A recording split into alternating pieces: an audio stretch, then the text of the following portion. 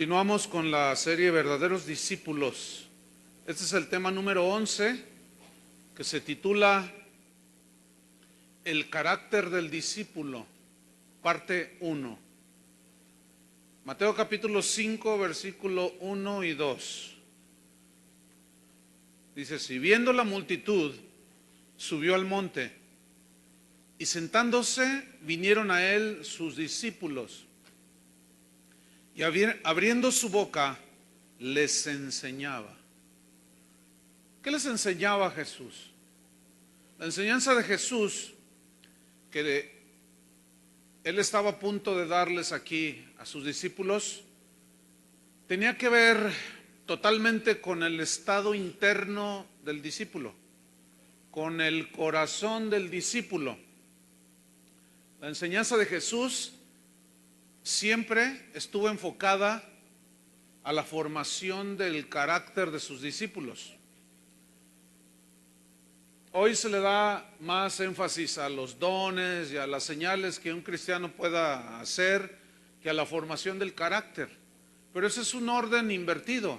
Dios le pone énfasis al carácter del discípulo que a las señales, porque las señales y las maravillas esas siguen al que cree, ¿no es cierto? Los dones, los carismas de Dios son un regalo de Dios, pero el carácter Él lo va formando, ¿sí? Carácter no es un don, no se recibe por oración.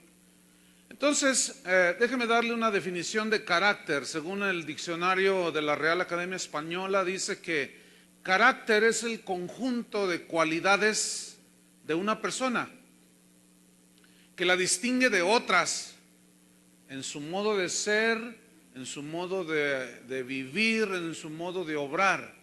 Entonces, Jesús puso énfasis en que en nuestro ser interior, en la formación del carácter, que aprendiéramos cada día a ser como Él, a vivir como Él, a pensar como Él. Entonces, ser cristiano, ser discípulo de Jesús, es vivir un estilo de vida diferente al que viven las personas que no son discípulos de Jesús. Los verdaderos discípulos entonces se distinguen de entre toda la multitud.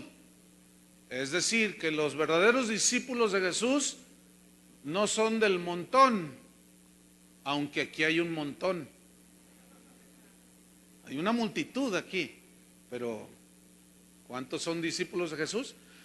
Entonces, si nosotros tomamos un poquito del contexto del capítulo 5 para entender un poco más, vamos a leer capítulo 4 de Mateo en el versículo número 23. Dice que recorrió Jesús toda Galilea, enseñando en las sinagogas de ellos y predicando el evangelio del reino y sanando toda enfermedad y toda dolencia en el pueblo. Y se difundió su fama por todo Siria.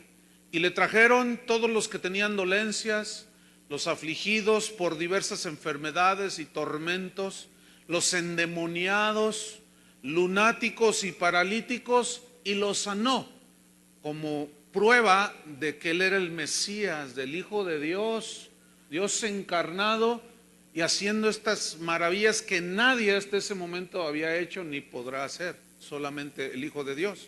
Entonces su fama creció, dice el versículo 25, que le siguió mucha gente de Galilea y de Decápolis. Decápolis era un grupo de 10 ciudades, Deca en griego es 10, polis, ciudad. Entonces eran 10 ciudades que estaban alrededor de donde él estaba, donde él estaba allí predicando, enseñando y sanando. Y llegó gente de Jerusalén también, pero también llegaron de Judea y del otro lado del Jordán. Entonces ahí vemos la multitud detrás de Jesús. Entonces en el capítulo 5, en el versículo 1, dice que viendo la multitud, él sabía que no todos eran genuinos, que no todos eran reales, que venían buscando lo suyo algunos, pero había otros genuinos de corazón, genuinos discípulos. Y escuchen, viendo la multitud subió al monte, se puso en un lugar alto, la gente abajo, aprovechando la acústica para que todos escucharan perfectamente su mensaje, y sentándose. Esa era la posición de los maestros en aquel tiempo. No es como los predicadores de hoy que estamos de pie. Él se sentó, esa era la posición de un maestro, y se sentó. Y vinieron a él sus discípulos. Significa vinieron, significa se acercaron. Es decir, los que eran genuinos discípulos de Jesús siempre están cerca del maestro. Entonces dice que se acercaron a él sus discípulos. Es decir, estaban adelante, casi enfrente de él, los que tenían más hambre. Es como ahora, los de aquí son más discípulos que los de allá. Saluden a los de allá atrás. Allá, al último hermano que está allá atrás, mire. Entonces dice, versículo 2, que abriendo su boca, el Señor Jesús les enseñaba. Ah, me gusta esta frase. ¿Qué hizo Jesús? Les enseñaba. ¿A quién? Dice que a sus discípulos, aunque había una multitud.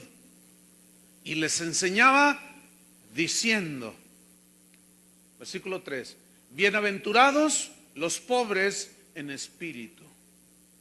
A mí me llama la atención que la primera bienaventuranza y todas las demás tienen que ver con un rasgo interno, cosas internas dentro del discípulo. Es evidente que aquí se refiere a una condición interna del corazón. La palabra bienaventurados se tradujo de la palabra Macarios, de donde se deriva el nombre Macario, ciertamente, y Macarios significa supremamente dichoso, significa sumamente feliz. Ahora, esa es una expresión muy, muy importante, porque Jesús dice, supremamente dichoso y feliz los pobres. ¿Así dicen los pobres? En espíritu. Lo cual está evidenciando, si Jesús hubiera dicho, bienaventurados los pobres, pues se implicaba a los que no tenían dinero, no tenían casas, pero no dice los pobres materialmente, lo cual nos comprueba que es un mensaje netamente espiritual, dirigido al corazón y a la formación del discípulo. Entonces dice, bienaventurados, supremamente dichosos los pobres en espíritu. ¿Qué significa la frase pobres en espíritu? Primero vamos a definir lo que es de dónde viene la palabra pobres.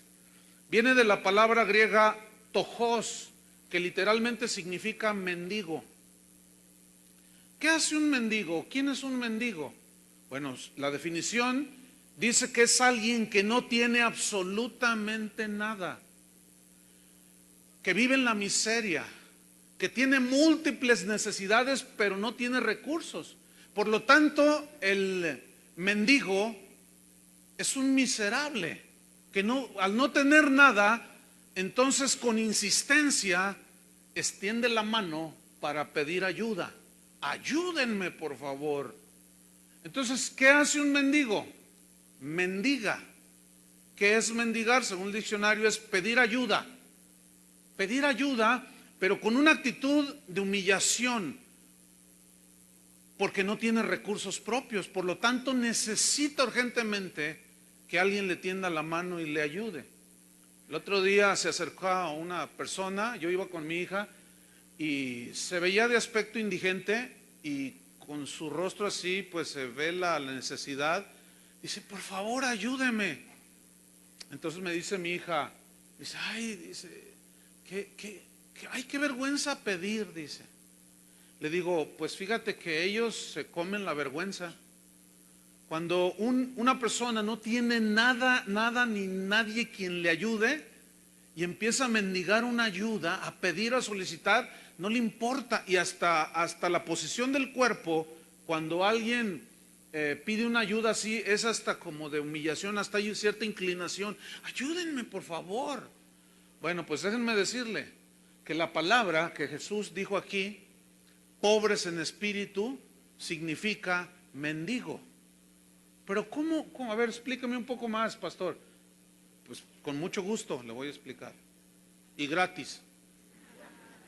Bueno, ¿qué significa pobres en espíritu? Cuando Jesús dice, bienaventurados, sumamente dichosos los pobres en espíritu. ¿Quiénes son? ¿Qué significa? Son aquellos discípulos que no tienen recursos espirituales, que reconocen que por sí mismos nunca pudieron alcanzar la salvación.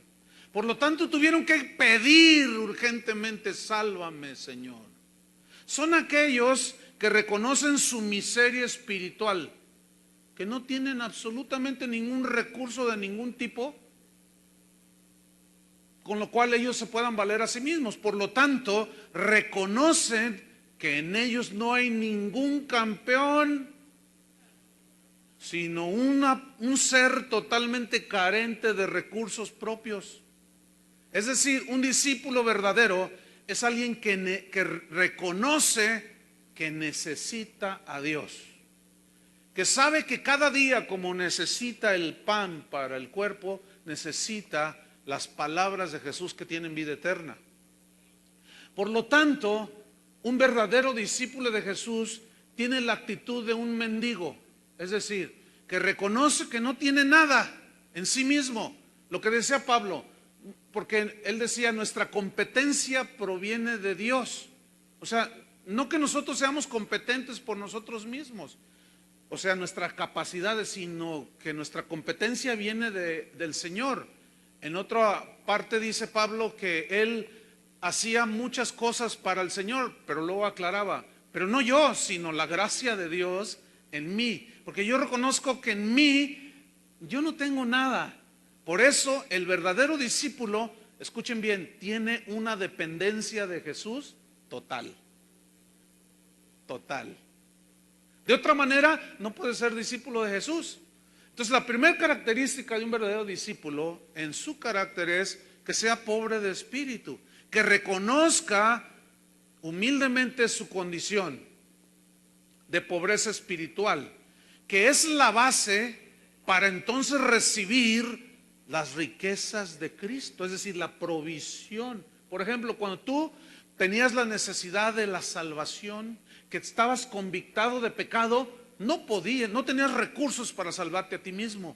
¿Qué fue lo que hiciste? Clamaste, ayúdame, Señor, sálvame, Señor. ¿Y qué hizo el Señor? Te salvó.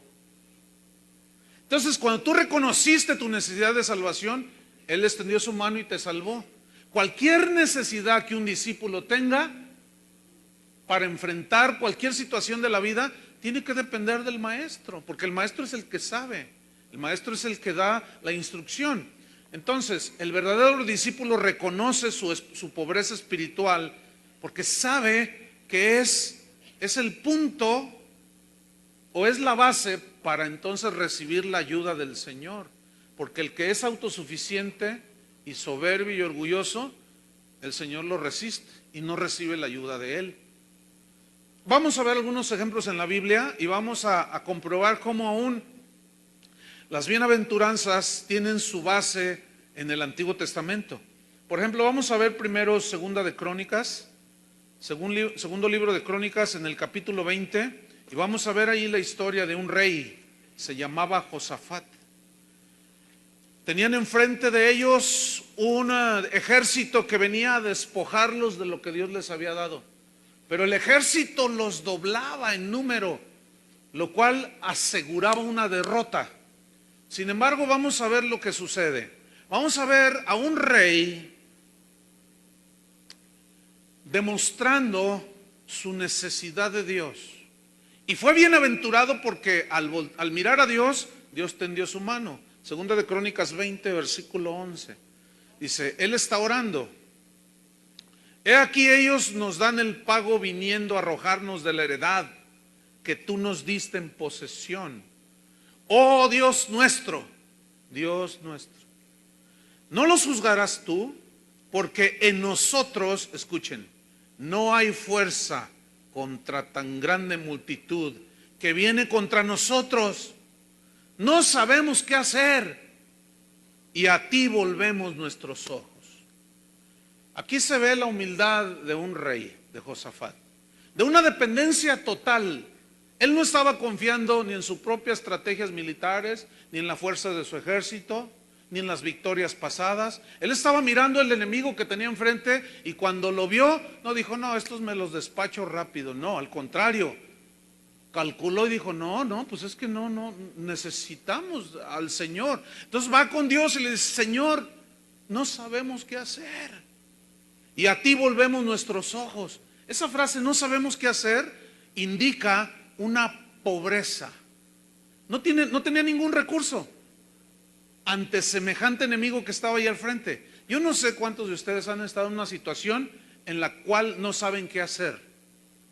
Pero algunos que se dicen discípulos de Jesús, cuando están en una situación en la que no saben qué hacer, en lugar de volver los ojos a Dios, se refugian en la botella de tequila, o van con el compadre. Están ahí en la situación que necesitan que el Señor supla una necesidad que tienen, y en lugar de voltear al Señor y verlo a Él, ven al compadre que está muy bendecido y ni cristiano es. Y dicen, voy a ir con mi compadre y le voy a pedir, Él me va a sacar de este problema. Estoy hablando de supuestos discípulos o discípulos en formación.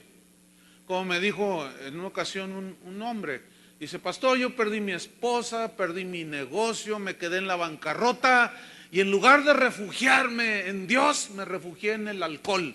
Y le dije, ¿cómo para eso sí tuviste? Para comprarlo. Cuando tú estás en un problema, si tú eres discípulo de Jesús, ¿a quién volteas a ver? Es más, ni siquiera me vean a mí, hermanos, por favor. Si yo mismo tengo que voltear a verlo a Él. Tenemos que aprender, si somos discípulos de Jesús, a voltear a verlo a Él, no a los hombres. Por eso dijo Jesús, bienaventurados los que reconocen que necesitan ayuda, porque entonces, ¿qué prefieres? ¿Que te ayude el Señor o tu compadre? ¿De veras? Pues entonces, ¿qué hay que hacer? Mirar a Dios. Bueno, sigamos leyendo. Y todo Judá estaba en pie delante de Jehová con sus niños, sus mujeres y sus hijos. Dice que había un hombre llamado Matanías, levita de Asaf, de los hijos de Asaf, en el 14, sobre el cual vino el Espíritu de Jehová en medio de la reunión. Y dijo, oíd Judá todo, y vosotros moradores de Jerusalén, y tú rey Josafat, le dice, Jehová os dice así. Qué tremendo es, qué diferencia enorme recibir una palabra que viene de Dios a recibir palabra humana. Nada que ver, ¿eh? ¿Qué prefieres, la palabra del hombre o la palabra de Dios? Yo los invito a que siempre anhelemos la palabra de Dios, no los consejos positivistas y consejos para animar, motivadores, no sirven para nada absolutamente. Pero cuando es una palabra de Dios, wow, ¿qué sucedió? Viene la palabra de Dios y le dice, no temáis, Josafat, ni pueblo, no os amedrentéis delante de esta multitud tan grande. Y se lo señala, multitud tan grande, dice. Porque no es vuestra la guerra, sino de Dios. ¿De quién es la guerra? De Dios. Bienaventurado Josafat, bienaventurado el pueblo en ese tiempo que reconoció su necesidad de Dios, que reconoció que ellos no podían enfrentarse con sus propios recursos. ¿Qué sucedió? Dios les dio la victoria. El enemigo se mataron entre sí mismos y tuvieron una grande victoria porque Dios peleó en lugar de ellos. ¿Qué tenemos que hacer nosotros? Lo mismo, hermanos. Esperar que sea Dios. ¿Qué puedes hacer tú ante tantas cosas que suceden, que están fuera de nuestro alcance, que podamos nosotros solucionar? Nada. Pero si nosotros volteamos nuestros ojos y dejamos que sea el Señor de los ejércitos quien pelea por nosotros, a eso se refirió Jesús. Bienaventurados los pobres en espíritu, porque reconocen que me necesitan, entonces yo voy en su auxilio. Eso significa. Hay otra historia que está en Primera de Reyes, capítulo 3, versículo 9, no 19, sino 9. Primera de Reyes, capítulo 3, versículo 9. que tiene que ver con, es una historia me gusta mucho esta historia, con Salomón.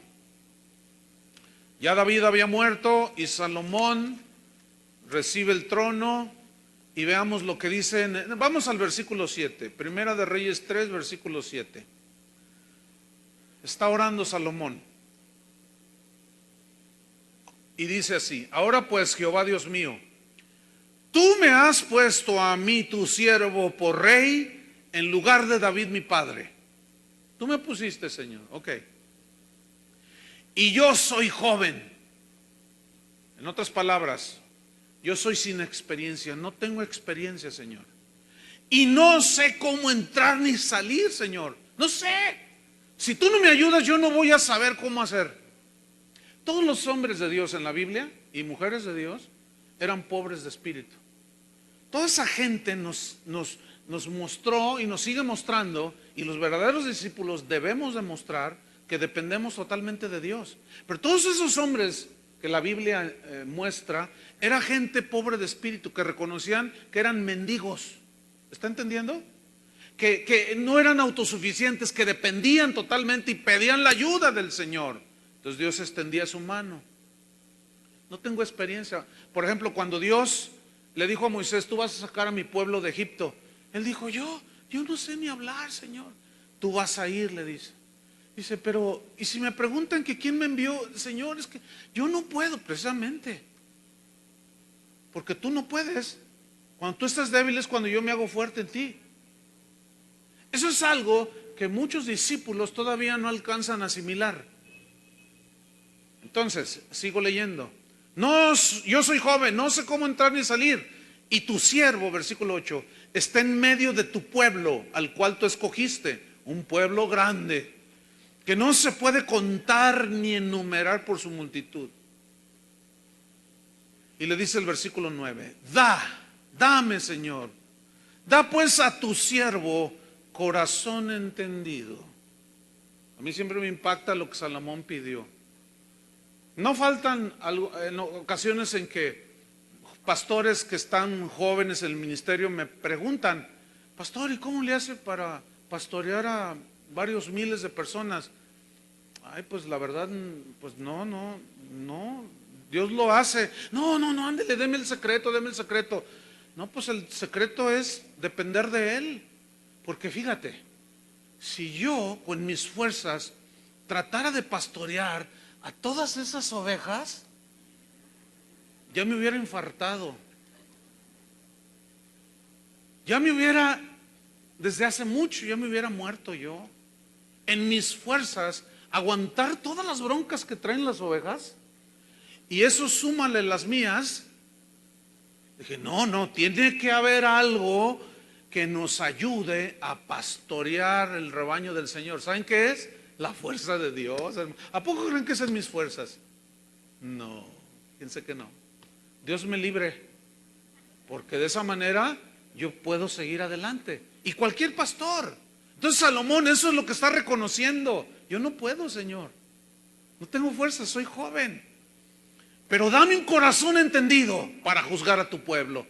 Corazón entendido significa un corazón que juzgue con inteligencia, que sea inteligente. Y para discernir, con ese corazón, para discernir entre lo bueno y lo malo. Porque no sé discernir, Señor, no sé qué le conviene al pueblo y qué no le conviene. Qué triste es ver líderes en la iglesia que no saben distinguir entre lo que la gente necesita comer de alimento espiritual y les dan cualquier cosita. Es muy triste esa condición. ¿Por qué? Al contrario, les enseñan a la gente a cómo ser exitosos y cómo obtener riquezas aquí en la tierra. Imagínate nomás. Entonces Salomón está reconociendo que él no tiene la suficiente sabiduría, que no tiene la suficiente inteligencia. Por lo tanto le dice al Señor: ayúdame, Señor, porque ¿quién podrá gobernar a este tu pueblo tan grande? ¿Quién puede? Nadie con recursos propios podría hacer semejante cosa. Versículo 10. Vean, me gusta esta palabra que dice: y agradó delante del Señor que Salomón pidiese esto. Le agradó a Dios. Es decir, le fue algo hermoso delante de Dios que Salomón haya pedido esto. ¿Por qué fue de olor fragante esa oración de Salomón a Dios? Porque estaba reconociendo su pobreza de espíritu, su dependencia total de Dios. Y a eso se refirió Jesús cuando dijo: bienaventurados los pobres en espíritu. Agradó pues al Señor y le dijo Dios, versículo 11. Otra vez, fíjate, Dios le dijo: ¿qué prefieres? ¿Palabra de hombre o palabra de Dios? Palabra de Dios. Le dijo: porque has demandado esto y no pediste para ti muchos días, ni pediste para ti riquezas, ni pediste la vida de tus enemigos, sino que demandaste para ti inteligencia para oír juicio o para juzgar rectamente. He aquí, le dice Dios, y extiende la mano Dios y le da en abundancia, fíjate. Lo he hecho conforme a tus palabras. He aquí que te he dado corazón sabio y entendido, tanto que no ha habido antes de ti otro como tú, ni después de ti se levantará otro como tú. ¿No dice la Biblia en Santiago que si alguno tiene falta de sabiduría, ¿qué? Pídala a Dios, el cual da, no te la cobra, da a todos los que le piden, los que reconocen que les hace falta. El problema está que el orgullo no nos deja reconocer que necesitamos su sabiduría, que necesitamos su ayuda, y comenzamos a confiar en nosotros mismos, y eso impide la bienaventuranza de ser sumamente dichosos, de que Dios mismo te dé una palabra y Dios mismo sea el que te extiende la mano y te suple lo que necesitas. Eso es algo que los verdaderos discípulos de Jesús deben de ir siendo formados en su ser interior. Que Jesús dijo: separados de mí, nada podéis hacer. Entonces el verdadero discípulo debe de ser pobre en espíritu y manifestar una dependencia total cada día, hermanos. Entonces Dios le responde y le dice: te doy esa sabiduría, te doy esa inteligencia. Hermanos, escuchen bien, varones casados, se necesita sabiduría para pastorear la familia. Se necesita sabiduría para tratar a tu esposa, a tus hijos. Si eres un empleado, se necesita sabiduría para saber cómo vas a hacer tu trabajo. Para todo se necesita la sabiduría y la inteligencia espiritual. Pero casi nadie pide eso en este siglo XXI. Los cristianos están enfocados en pedir casas y carros y viajes. Y no piden lo más necesario: sabiduría. A muchos no les interesa ser formados en su interior. Ellos quieren lo material, y es un enfoque desvirtuado y erróneo. Pero sigamos leyendo. ¿Qué más sucede con Salomón? Dice: te doy todo eso que me pediste, corazón sabio y entendido. Pero en el 13 dice: y aún también te he dado las cosas que no pediste. Ay, eso me gusta. Aún te doy las cosas que no me pediste. A ver, les voy a hacer una pregunta. ¿Cuántos discípulos aquí han recibido algo de Dios que nunca pidieron? Levante su mano. Ay, descanso en el Señor. Qué bonito. Qué bonito recibir cosas que ni siquiera pediste. Pero esas cosas, ¿qué son? Las cosas materiales, fíjense.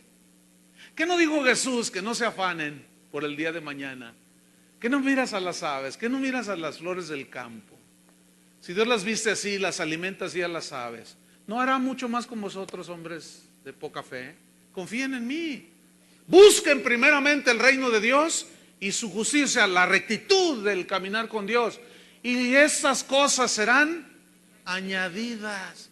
Pero qué triste es ver a los discípulos del siglo XXI enfocados en pedir las añadiduras y no se enfocan en lo que realmente es riqueza, que son las verdades espirituales de Dios. Y aún dice: también te he dado las cosas que no pediste, riquezas y gloria. Y escúcheme, él ya era rico. Su padre David era un hombre rico, pero todavía le da más y le da esplendor, dice, de tal manera que entre los reyes ninguno haya como tú en todos tus días. Pero luego le da le pide un requisito: si anduviereis en mis caminos, guardando mis estatutos y mis mandamientos, como estuvo David tu padre, como anduvo David tu padre, yo alargaré tus días. Eso, hermanos, es ser pobre de espíritu. Eso es muy diferente a confiar en uno mismo. Mira, los estándares del mundo son muy diferentes a lo que Jesús estableció para los que le siguen. Déjame ponerte un ejemplo. Tú andas buscando trabajo, tú estudiaste en una buena universidad, tienes un título. Entonces tú vas y solicitas la gerencia que está ahí, el puesto vacante. Entonces te piden tu currículum vitae. Entonces tú le pones ahí: estudié en Harvard, tengo doctorado y 2 maestrías y aparte un diplomado en la Universidad Complutense, quién sabe cuánto. Y hasta le inventas ahí, cuando estudiaste en la UDG. Ahora, tú llegas junto con otros 20 personas que van a solicitar el puesto. Bueno, el de recursos humanos está allí mirando y él se basa en tus capacidades, ¿sí o no? En lo que puedes hacer. Entonces seleccionan a uno, lo mandan llamar y le preguntan: bueno, pues usted llena todo el perfil, usted tiene toda la preparación, usted es una persona sumamente capaz para el puesto. ¿Usted cree que pueda con el puesto de gerente de esta empresa? Entonces imagínate que ese le responde: no, pues no sé, no, pues es que no sé si pueda, es que... ¿Le van a dar el trabajo? Ahora fíjate cómo se mueve el mundo. En el mundo hay que presumir todos tus logros. En el mundo hay que presumir todas tus capacidades. En el mundo hay que presumirles. Cuando tú hablas 5 idiomas, tú tienes que presumir. No, pues yo hablo inglés, alemán, español, totonaca y otro dialecto por ahí. Entonces la gente dice: políglota. Entonces, mientras más logros humanos tienes, más vales para la gente. Eso no así en el mundo. Ahora, vienes a los pies del maestro, te pide currículum. ¿Sabes por qué? Porque no tienes nada. Ahora, él no dijo: yo necesito que los discípulos que van a evangelizar el mundo deben de tener un currículum excelente, ¿verdad que no? El otro día se me acercó una persona al final de una reunión y me empezó a dar todo su currículum. Yo ni le pregunté, pero este señor me empezó a decir: pastor, tengo gusto de conocerlo. Fíjense que yo he predicado en las mejores iglesias en los Estados Unidos. Y fíjense que los líderes más connotados del mundillo evangélico son mis amigos. Ah, sí, bueno, ¿y en qué le puedo servir? Bueno, es que mire, la verdad, ¿usted conoce el evento fulano de tal? Pues sí, he oído. Yo he predicado allí. O sea, quiso apantallarme para que seguramente yo le iba a decir, él pensó que seguramente yo le iba a decir: santo Dios, ¿a quién tenemos entre nosotros? Por favor, venga y predíquenos aquí. Si supiera que aquí no se necesita currículum. ¿Ustedes creen que presumiendo es como se vive en el reino de Dios? A ver, todos ríanse así. Me asustaron. No, pero para nada, hermanos. ¿Por qué? Porque nuestra competencia viene de Dios. Porque a nosotros se nos exige que reconozcamos que somos pobres en espíritu, que nosotros no hay recursos, que nosotros no sabemos hacer nada. El otro día una persona de aquí de la congregación, pues comenzó a compartir ahí en su colonia. Y en un lapso de, no sé, un mes, el otro día me dice: oye, pastor, pues ya son casi 60 personas que tengo allí. ¿Y qué hago? Le digo: pues predícales, eso estás haciendo. Sí, pero ¿no vas a mandar a algún pastor a que agarre esas 60 ovejas? Le digo: no, yo no. Pues ¿cómo te voy a mandar si Dios te está usando a ti? Es que yo no sé nada. Pues precisamente por eso, síguele allí. Pero es que yo no sé nada. Pues precisamente, porque ese reconocer que yo no sé nada es cuando el Señor, ¿qué hace? Te empieza a dar. Por eso dijo: bienaventurados los pobres en espíritu, los que reconocen que no tienen la capacidad para hacer, mucho menos la obra de Dios. Imagínate. El rey David en el Salmo 40, vean qué salmo tan más reconfortante, tan más hermoso. Es un salmo profundo, es un salmo que muestra de una manera muy abierta el corazón de un rey. Se llamó David. En el Salmo 40, en el versículo 17, fíjate qué interesante, dice: aunque afligido yo y necesitado, Jehová pensará en mí. Pues nosotros lo leemos así: aunque afligido yo y necesitado, Jehová pensará en mí. Pero si nos metemos un poquito más, vamos a descubrir algo muy interesante. Por ejemplo, la palabra afligido, aunque afligido, se tradujo del hebreo aní, que significa pobre, que es el equivalente a tojos del Nuevo Testamento, de mendigo, pues, de pobre, que no tiene ningún recurso. Entonces, ¿qué está diciendo David aquí? Yo soy, aunque soy pobre, reconozco que no tengo recursos, soy un mendigo, necesito la ayuda de Dios urgentemente. Aunque soy pobre y necesitado, y la palabra necesitado se tradujo del hebreo evión, fíjese qué cosa, que significa mendigo. Qué interesante. O sea, estamos viendo la humillación de un hombre encumbrado, de un rey, que está reconociendo que él no puede, que necesita la ayuda de Dios. Algunos discípulos, al no pedir ayuda de Dios, no pueden salir de sus problemas. A veces la ayuda de Dios viene a través de un consejo sabio, de alguien que a lo mejor los dobla en experiencia o que tiene sabiduría de Dios. Y es muy común darse cuenta que a veces la gente pues tiene problemas, los discípulos de Jesús, y la señora le dice al Señor: mi amor, le dice, vamos a pedir un consejo que nos ayude. No, yo no voy a contarle mis problemas a nadie, yo puedo con ellos. Y ya tienes 30 años con ellos y dices que puedes. Entonces: no, mi amor, pero mira, no podemos, cada vez estamos peor, mi vida. Vamos, ándale, vamos a pedir un consejo sabio con alguien que nos pueda ayudar. No, la ropa sucia se lava en casa. Mira, ese orgullo que te cargas, ¿sabes a dónde te va a llevar? Al estancamiento. Porque no estás reconociendo que no puedes. Acuérdate, el estándar del mundo es muy diferente al estándar que Jesús impuso. En el mundo tú presumes tus logros y al mundo allá afuera le demuestras que tú sí las puedes. Pero aquí, por más que demuestres que puedes, no vas a poder, porque no tienes nada.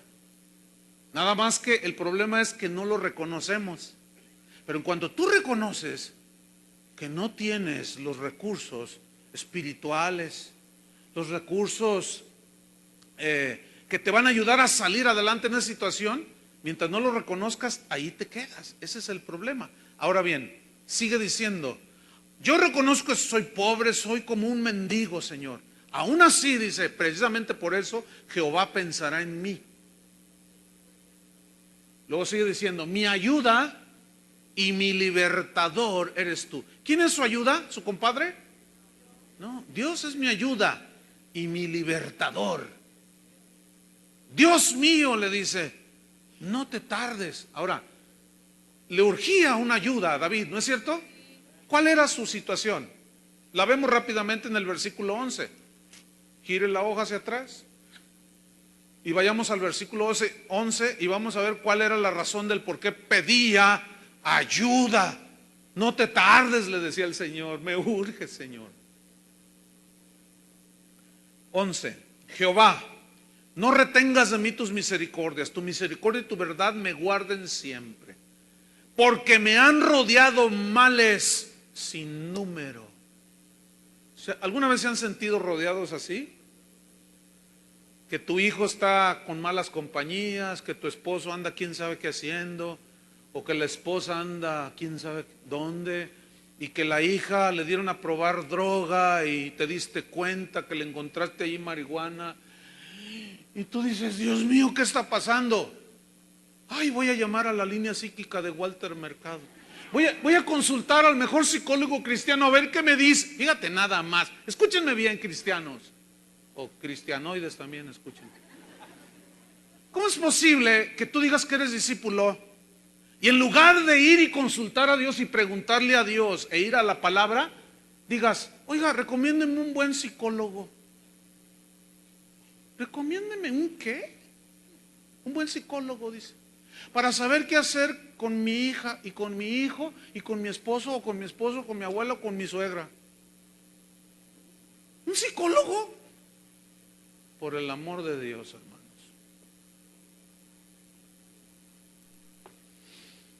¿Qué más dice? Me han rodeado males sin número, me han alcanzado mis maldades y no puedo levantar la vista. ¿Qué es esto? ¿Me han qué? Alcanzado mis maldades. La Biblia dice que cuando un discípulo de Jesús peca, confiesa sus pecados y Él es fiel y justo para perdonarnos. Así dice, ¿no es cierto? Pero también hay la otra parte que muy poco se enseña en las iglesias, de que cuando cometemos errores, Dios perdona nuestros pecados, pero tenemos que enfrentar las consecuencias de nuestros errores. Déjenme ponerles un ejemplo. Hace días visité a un hermano que le dio un infarto en su corazón. Y resulta que este hermano ya es de los primeros que se convirtieron aquí, siempre ha sido un hombre fiel junto con su familia. Entonces, visitándolo allí me contaron cómo, yo le pregunté, ¿qué le pasó? ¿Qué le pasó? Y me empezó a contar. Dice, es que fíjate que cuando yo me convertí hace 25 años, dice, yo durante 50 años fumé. Y me fumaba 3 cajetillas de cigarros, dice. Entonces, bueno, pues cuando yo me convertí, y además era alcohólico, sufrí un cambio radical. Yo me convertí un día y al siguiente yo ya no probé un solo cigarro y no probé más el alcohol. Dios me libró. Dice, y hace unos días, dice, yo andaba ahí en mi casa y de pronto siento un dolor y me da un infarto. Y se lo llevan de urgencias al hospital y le dice el cardiólogo, necesitamos hacer un cateterismo, que es una operación más o menos así, en la vena femoral meten un aparato que te llega hasta las venas que están tapadas y luego meten otro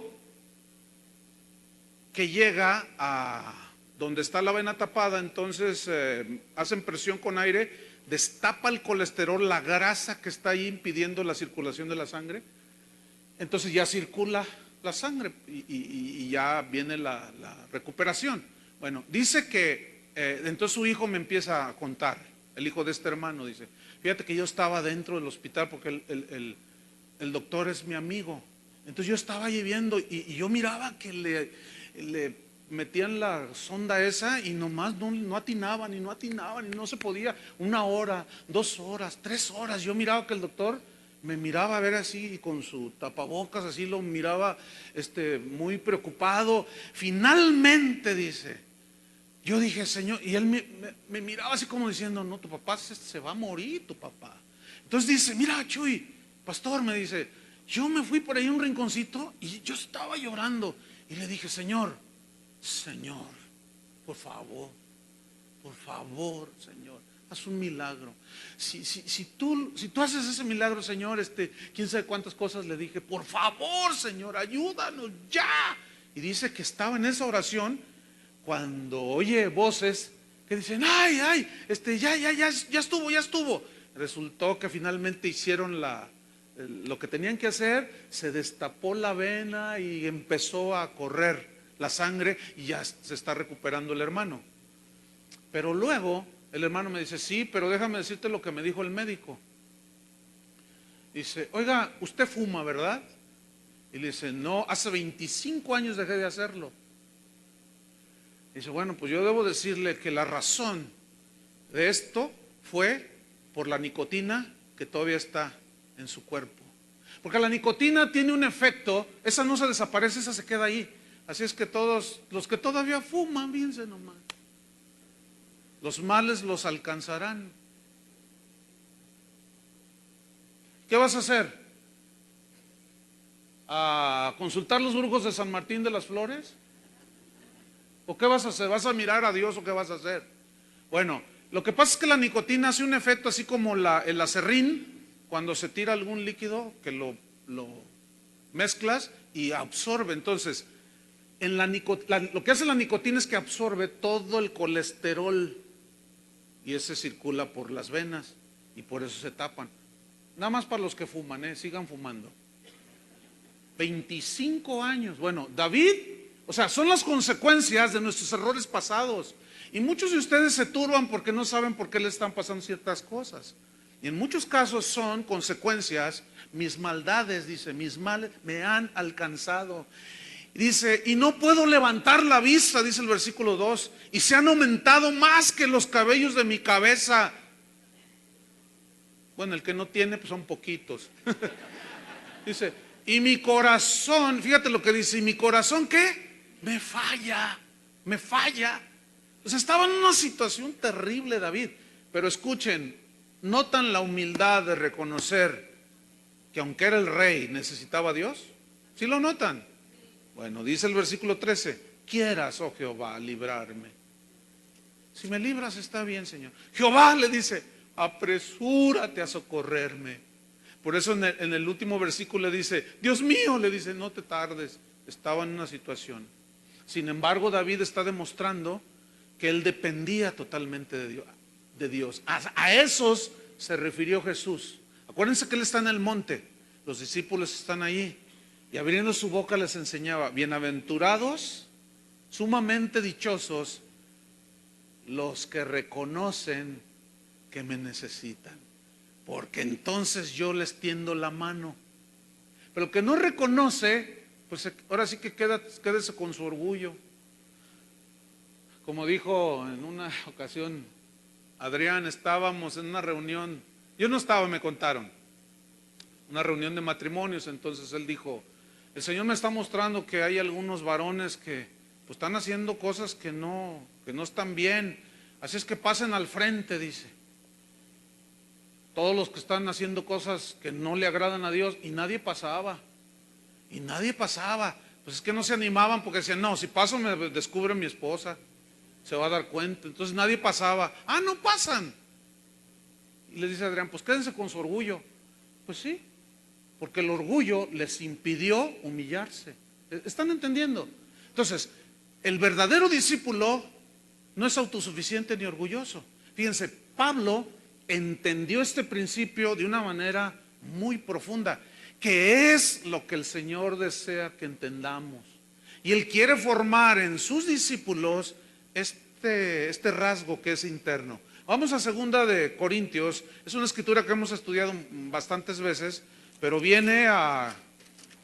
es digno de ser mencionado porque tiene una enseñanza muy extraordinaria. 2 de Corintios capítulo 12. Él tenía unas tendencias a enorgullecerse.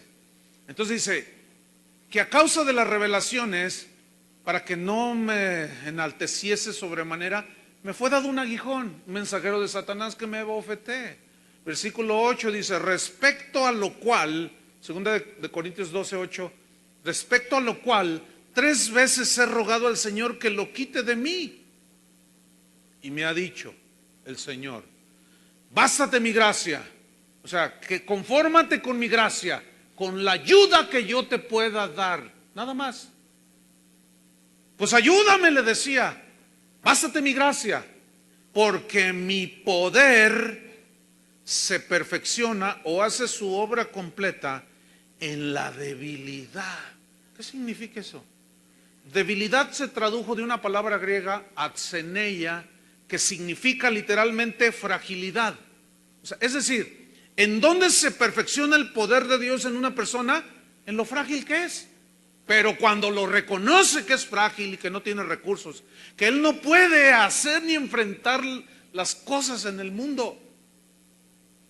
Fíjense, Pablo mismo dijo en Romanos: ¿quién podrá librarme de este cuerpo de pecado? Tengo luchas, las tentaciones, yo quiero hacer el bien y veo esto en mi cuerpo que me lleva a hacer lo malo, y el bien que quiero hacer no lo hago, sino el mal que no quiero hacer, eso hago. Y luego dice: miserable de mí.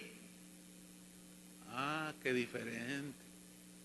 Él no dijo que tenía un campeón adentro. Él dijo: yo tengo pura basura adentro y lo que necesito sacar es la basura. Y toda la podredumbre que tenemos dentro, en el cerebro, en el entendimiento, en la inteligencia toda corrompida y en el corazón, eso es lo que debemos de sacar, la basura. ¿Cuál campeón ni qué nada?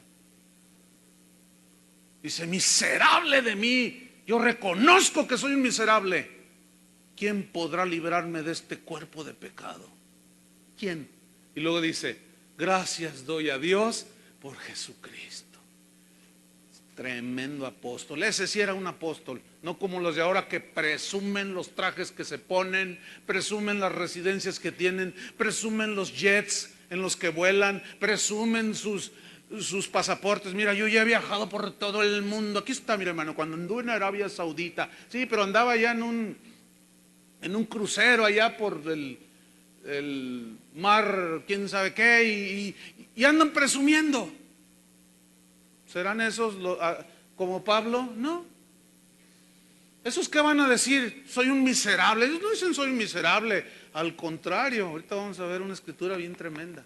Entonces le dice Pablo en el versículo 9: por tanto, dice, como el poder de Dios se perfecciona cuando yo reconozco que soy frágil, por tanto de buena gana me gloriaré, o sea, me gozaré más bien en mis debilidades. O sea, en mi falta de recursos, en mi fragilidad, yo no puedo. Dice: para que entonces repose sobre mí, ¿qué? El poder de Dios. Ahora, siempre que pensamos en el poder de Dios, tenemos un concepto errado por culpa de los milagreros. Porque ellos siempre reducen el poder de Dios a tumbar personas, a hacer milagros, todas esas son señales que siguen a los que creen. Pero se ha reducido el concepto de poder de Dios nada más para hacer milagros. Pero no, hermano, se necesita poder de Dios para enfrentar la tentación. Se necesita poder de Dios y sabiduría de Dios para enfrentar los problemas en la familia, para saber cómo sacar en tu trabajo los problemas, para saber cómo enfrentarte a la maldad de este mundo. Se necesita el poder de Dios. Y no solo hacer milagros, el concepto es mucho más amplio, hermanos. Entonces dice: por tanto de buena gana me gloriaré más bien en mis fragilidades, en mi falta de recursos, para que repose sobre mí el poder de Cristo. Por lo cual, dice, por amor a Cristo, por eso dijo: bienaventurados los pobres en espíritu. Por amor a Cristo me gozo en mi falta de recursos, en mi fragilidad, en afrentas, en necesidades. ¿Por qué se gozaba cuando tenía necesidades? Porque sabía que tenía un Dios que, si él reconocía, así como le dio a Salomón, también le daba a él. En persecuciones, en angustias. ¿Han sufrido angustias alguna vez? Pero él se gozaba en las angustias. ¿Por qué? Porque al saber que él no podía hacer nada por preocuparse nada más, podía salir adelante si ponía su confianza en Dios, si recostaba su cabeza en el pecho de Jesús. Porque cuando soy débil, entonces soy fuerte. O sea, cuando reconozco mi debilidad, mi falta de recursos, que yo no puedo, yo no soy, sino la gracia de Dios en mí, entonces, dice, soy fuerte. Ese es un principio tan poderoso que los cristianos del siglo XXI desconocemos, hermano. Y es justamente lo que Jesús les está diciendo. Bienaventurados los que reconocen sus fragilidades. Bienaventurados los que reconocen que su vida es como la flor del campo, que hoy es y mañana ya no es. Bienaventurados son los que reconocen que su vida es como la neblina, que pasa así y ya no es. Bienaventurados aquellos que reconocen que me necesitan, porque de ellos, dice, ¿qué? Es el reino de los cielos. Porque de ellos es el reino de los cielos. ¿Y qué significa? ¿En qué consiste el reino de Dios? El reino de los cielos, son sinónimos. Pablo lo responde en Romanos 14, 17.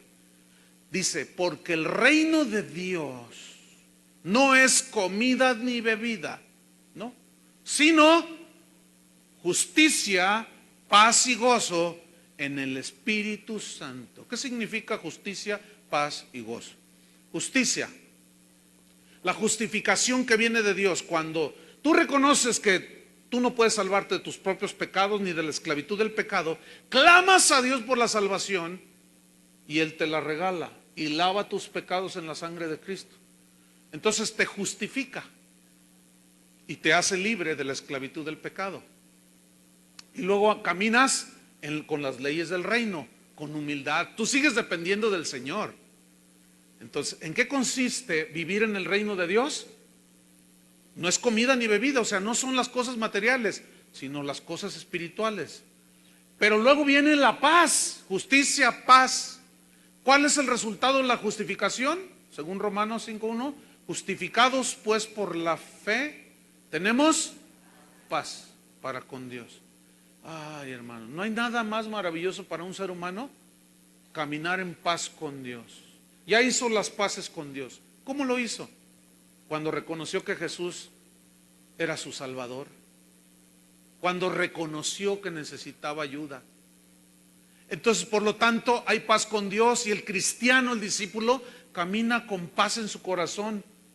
Y como consecuencia, hay gozo en el Espíritu Santo.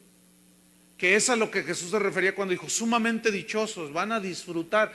Hay algo que no se puede explicar en esa bienaventuranza. No la puedo explicar, necesitas vivirla. No la puedo explicar, no. ¿Cómo explicarte? A ver, ¿cómo explicarte? Ahí te va. Lo que yo pueda sentir cuando reconozco mi dependencia de Él y digo, Señor, ayúdame, si no me ayudas, yo descanso en ti, yo no puedo hacer nada. ¿Cómo explicarte lo que yo siento cuando Él me responde en mi debilidad o fragilidad? ¿Cómo te lo puedo enseñar? No se puede. Lo único que te puedo enseñar es el principio. Pero ¿quién va a recibir esa dicha y ese gozo en el Espíritu Santo? El discípulo que reconoce que es pobre en espíritu. ¿Entendieron lo que significa bienaventurados los pobres en espíritu? Ahora, hubo unos cristianos allí que están en la Biblia, vaya abriendo su Biblia en Apocalipsis capítulo 3, que a mí me sorprende, pero ahí está.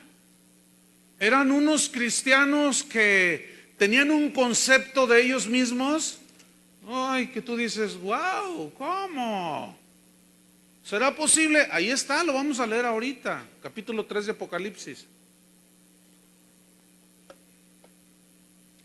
Oh, miren, vamos a ver cómo Jesús les dijo a estos cristianos. Eran cristianos, eran hijos de Dios, pero de pronto algo pasó que se volvieron autosuficientes y orgullosos. Vamos a leer. Apocalipsis 3, 15, vamos a leer. Yo conozco tus obras, que ni eres frío ni caliente. Ojalá fueses frío o caliente. Pero por cuanto eres tibio y no frío ni caliente, te vomitaré de mi boca. Pregunta, ¿qué fue lo que sucedió para que los cristianos de la Odisea, porque en el 14 dice que fue dirigida a ellos esta carta, ¿qué sucedió en la vida de estos cristianos que los hizo entrar a una tibieza espiritual? Y en su relación con Dios eran tibios. ahora sí oraban, le cantaban, caminaban un paso con Dios, otro en el mundo.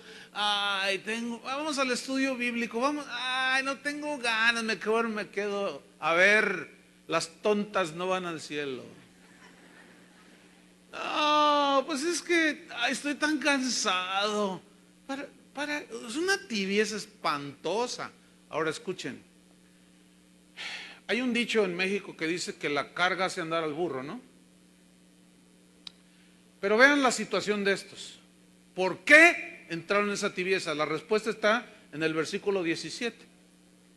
¿Qué había pasado? Y esto ahí va para los que siguen creyendo en el falso evangelio de la prosperidad. Hay un peligro inminente allí. Ahí va, versículo 17. Porque tú dices, confesión positiva. Yo soy rico. Yo soy rico. ¿Qué no es la bendición de Dios? Tú vives en la miseria porque no confiesas, porque no decretas. Tú no vives como hijo del rey. Yo sí. Es más, mira, te invito a un viaje a París. No, pues no tengo ni para ir a Uruapan. ¿Ves? No, tú vives siempre en la miseria. Es que seguramente, mira, o no tienes fe, o andas en pecado, o no haces lo suficiente, o no esto, o no lo otro. Pero mira, a mí Dios me ha bendecido, yo soy rico. Yo quiero que noten, Jesús está recriminando, tibio, porque tú dices, yo soy rico. ¿Qué más decían estos cristianos? Y de ninguna cosa tengo necesidad. ¿A qué les suena eso? Autosuficiencia, orgullo. No sé si has tú vivido un caso más o menos así, que alguien tiene algún problema y tú le dices, pues vamos a orar al Señor. No, ya oré, pero mejor vamos a hacer otra cosa. Bueno, es que en realidad, bueno, mira, yo tengo con qué salir de este problema y no hay ningún, la operación vale tanto y pues tengo para eso y un poco más. ¿Tú sabes que eso se te puede ir así? ¿Y después qué? Pero como dice la Biblia de los mexicanos, la carga echa a andar al burro. Y cuando se te acaban todos los recursos y ya no tienes absolutamente nada, que a veces el Señor en su soberanía propicia todo eso. ¿Para qué? Para que aprendas a depender absolutamente de Él. ¿Me están entendiendo? Entonces dice, tú dices yo soy rico, de ninguna cosa tengo necesidad. Eso es lo que ellos opinaban de sí mismos. Bueno, ves, hasta el auditorio que tenemos, hasta rampa hidráulica tiene. Tenemos asientos confortables, hasta aire acondicionado interno, por ahí le aprieto y sale una cosita, así sale un ventilador. Y no sé cuánta cosa, nosotros no tenemos necesidad de nada. Yo cambio mi carro cada año, la bendición de Jehová, aleluya, alabado sea su nombre. Así, eso pensaban ellos de sí mismos. Pero vamos a ver qué es lo que pensaba Jesús de ellos. ¿Quieren saber qué pensaba? Agárrense, abróchense los cinturones. Y no sabes, no te has dado cuenta, que tú eres un desventurado, miserable, pobre, ciego y desnudo. ¿Sabes qué piensa el Señor de los que se sienten autosuficientes? Se los voy a decir, ahí léanlo ustedes porque lo van a decir, ay, qué feo nos dijo. No es mi mensaje. Yo nada más les estoy repitiendo lo que Jesús dice de los que no son pobres de espíritu. Si tú no eres pobre de espíritu, yo te voy a decir lo que el Señor piensa de ti, que eres un miserable, desventurado, pobre y ciegos como los de allá arriba. No ven, porque son autosuficientes, se creen mucho y creen que no necesitan. Bien, van a las iglesias, sí, las llenan y todo, pero se van, salen y son tibios, porque de ellos mismos piensan algo que Jesús contradice. Dice el versículo 18, por tanto, y les da un consejito, yo te aconsejo que de mí compres oro refinado en fuego, para que seas rico, de verdad. O sea, significa riquezas espirituales. Y vestiduras blancas para vestirte, y que no se descubra la vergüenza de tu desnudez, y unge tus ojos con colirio para que veas. Yo reprendo y castigo a todos los que amo. Sé pues celoso y arrepiéntete. Este versículo 19 me comprueba que los cristianos en la Odisea eran hijos de Dios. Pero ¿qué había sucedido? Habían prosperado tanto que se hicieron tibios.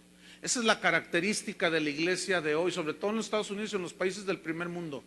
La abundancia de los bienes que poseen los ha vuelto tibios. Y esos el Señor los vomita. Pero en cuanto, como ahorita que están allá temblando porque es muy posible que los Estados Unidos entren en una recesión económica, esos cristianos empiezan a temblar porque tienen su confianza puesta en las riquezas. Finalmente, dice el versículo 4 de Mateo 5: bienaventurados los que lloran, porque ellos recibirán consolación. Sumamente dichosos los que lloran. Pero ¿a quiénes se refiere los que lloran? Bueno, no se refiere al llanto o al lloro que cualquier persona tiene por los sufrimientos de la vida. No se refiere a eso. Por ejemplo, se los voy a ilustrar con unas preguntas. ¿Es bienaventurado el ateo, el que ofende a Dios, renega de Dios, que llora porque se le murió su esposa? ¿Es bienaventurado? ¿Sumamente dichoso? No, díganlo pues. Porque algunos como que, pues no. Otra pregunta: ¿es bienaventurado un homosexual al cual su novio lo abandonó por otro novio y llora y ¿se refiere a esos que lloran? No se refiere a esos llorones, porque todo el mundo llora, ¿sí o no? Porque entonces, si no se refiere a cualquier llorón, ¿a cuáles llorones o a qué personas que lloran se refiere? A los discípulos, hermano, que lloran. Otro ejemplo: ¿es bienaventurado el idólatra que llora porque perdió su trabajo? No. Les voy a ilustrar otro que no me gusta mucho, pero tengo que decirlo. ¿Es bienaventurado el seguidor del Atlas que llora porque no gana un campeonato desde 1951? Pues no. Toda la barra del 51 es una bola de llorones. Y como no saben perder y siempre pierden. Perdemos, dijo el otro. Siempre están llorando. ¿Se refería a que esos son bienaventurados? No, hermanos, no. ¿O se referirá a que bienaventurado el adúltero que llora porque perdió su esposa? No. Entonces, si a esos no se refiere Jesús, ¿por qué cuando tú ves un adúltero, un idólatra o un zorrito por ahí que está llorando, por qué vas y le dices: mira, no te preocupes, Dios te va a consolar? ¿Qué? ¿Para ellos es el consuelo? Entonces no podemos llegarles con esa, hermanos, porque no es para ellos las bienaventuranzas. Las bienaventuranzas son para los discípulos. Y aquí nos vamos sobre el fin. Entonces, ¿a qué se refiere? A los discípulos que lloran. ¿Por qué lloran los discípulos? Lloramos cuando reconocemos que no podemos. ¿Cuántos han llorado de impotencia? Pero luego levantan su mano y el Señor llega, ¿no? Lloramos, un discípulo llora cuando peca, como Pedro. No desea pecar, pero cuando peca y reconoce, llora. ¿Les ha pasado algo así? También lloramos, o el discípulo llora cuando es perseguido, cuando es vituperado, atacado. Otros cuando se enferman, o aún como cristianos cuando algún familiar se muere. ¿Cuántos han llorado? Pero ahí es cuando viene ¿qué? La consolación. El sábado se me acercó unos hermanos de aquí y me dijeron: pastor, ¿se acuerda de nuestra hija? Sí, cómo no, ¿cómo sigue? Dice, no, pues ya se murió. Era una jovencita de 21 años, hermanos, miembro de casa de oración. Le dio cáncer. Cuando le descubrieron ya era terminal el cáncer. Y yo hablé con ella y le dije, mira, ¿tienes a Cristo en tu corazón? ¿Te has arrepentido? Sí. Y se miraba pues. Dice, pero pues tengo miedo, pastor. Y ya la empecé a ministrar. Escuchó la serie La Soberanía de Dios. Y un día que platiqué con ella me dijo, pastor, si Dios me sana, gloria a Dios, y si no, pues ya me voy con Él. Su actitud era muy distinta.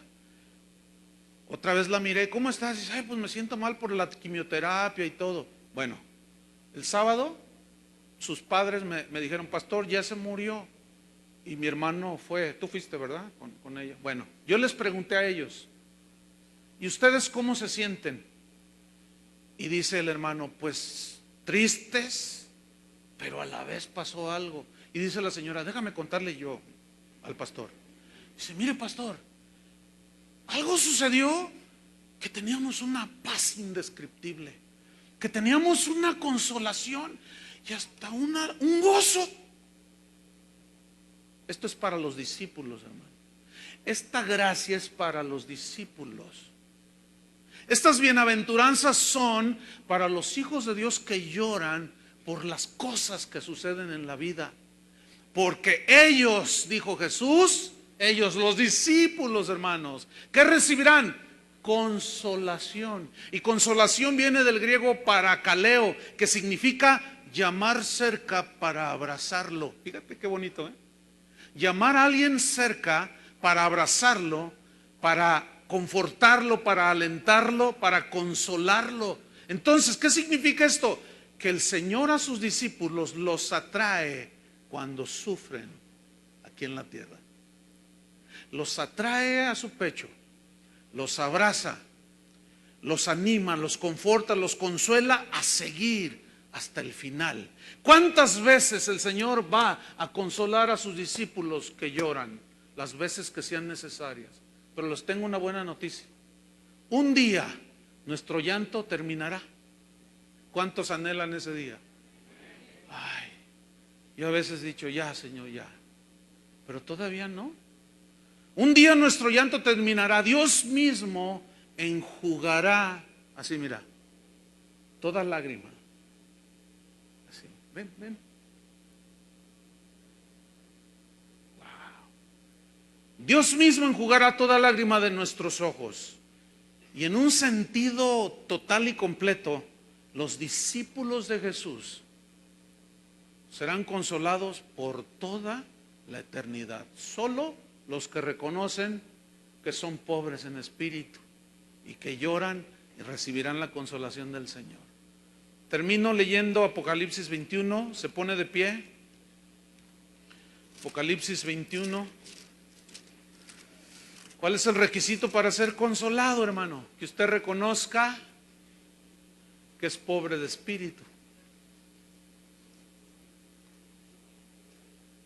¿Ha conocido a alguien que está sufriendo, está llorando y usted lo quiere consolar y dice, quítate de aquí? No se dejan. Aún en el dolor no son humildes. Pero el verdadero discípulo tiene un carácter distinto. Apocalipsis 21, versículo 1. Vi un cielo nuevo y una tierra nueva, porque el primer cielo y la primera tierra pasaron y el mar ya no existía más.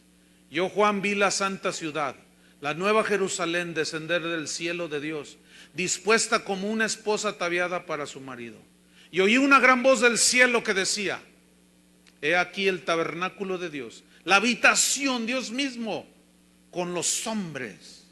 Y Él morará con ellos y ellos serán su pueblo. Y Dios mismo estará con ellos como su Dios. Escuche, enjugará Dios toda lágrima de los ojos de ellos. ¿Quiénes son ellos? Los discípulos. Enjugará Dios toda lágrima de los ojos de ellos. Y ya no habrá más llanto, más muerte. Ni habrá más llanto, ni más clamor, ni dolor. Porque las primeras cosas, que son las que estamos viviendo, pasaron. Por eso Jesús dijo, en el mundo tendrán aflicciones, pero confíen, yo los voy a consolar. Y el que estaba sentado en el trono dijo: he aquí yo hago nuevas todas las cosas. Y me dijo: escribe, Juan, escribe, porque estas palabras son fieles y verdaderas. Levanta tus manos en señal de dependencia. ¿Sabían que alzar las manos a Dios es un acto de dependencia de Dios? Muchos de ustedes no sabían, nada más miraban y hacían lo que otros hacían. Pues levanta las manos. Levantar las manos a Dios es eso. Es en señal de rendición. Cuando el enemigo llegaba y tomaba una ciudad, los habitantes que eran conquistados, lo primero que hacían es tiraban todo y levantaban las manos. O sea, nos rendimos. Pueden hacer lo que quieran de nosotros. Entonces el discípulo se rinde ante su maestro. Amén. Levanta tus manos pues y dile: Señor, sigue formando en mí conforme a tu carácter. Que yo sepa y sea enseñado a depender de ti, Señor. Que reconozca mi pobreza espiritual. Que reconozca, Señor, que soy un mendigo, que necesito tu ayuda, que no tengo recursos, que soy débil y frágil. Y Señor, que en esa debilidad que yo reconozca, que me hace llorar en ocasiones, que esas debilidades me hacen tropezar a veces, allí venga tu consolación y venga tu ayuda, y pueda disfrutar, Señor, de las riquezas del reino de Dios, justicia, paz y gozo en el Espíritu Santo, en el nombre de Jesús. Amén. Que Dios los bendiga a todos.